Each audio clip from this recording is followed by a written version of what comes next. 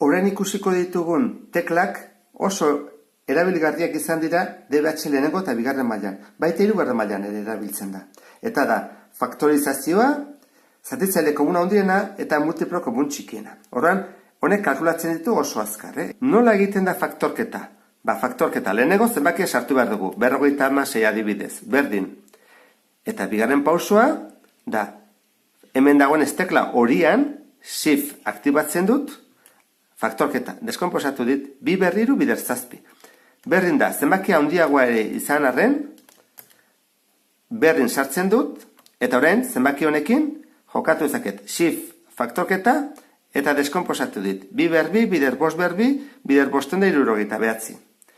Urrengoa, nola aurkitu daiteke zatitzaile komuna handiena? Hau, hemen, gazteleraz dago, máximo komun divisor, eta minimo komun multiplo. Orduan, máximo komun divisor, hau izango izateke zatitzaile komun handiena.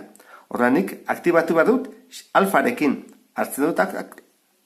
Orduan, adibidez, hemen eskatzen digute 28 eta 35 zatitzaile komun handiena.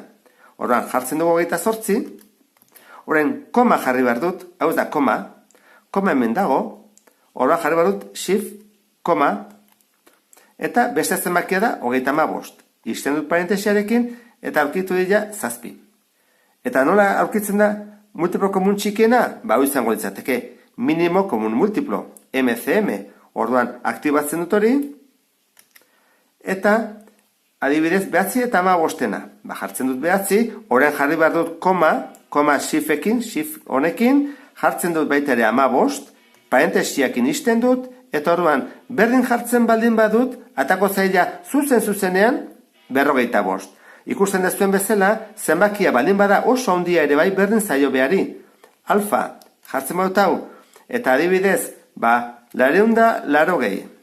Eta koma, adibidez, 2540. Izten dut, oantxe asmatitudan zenbakiak izan dira, berdin, eta beak aurkitu du ja. Oso azkarra da. Eta ikusten dezuen bezala, hau oso erabilgarria da. Urrengo bideo arte, gero arte.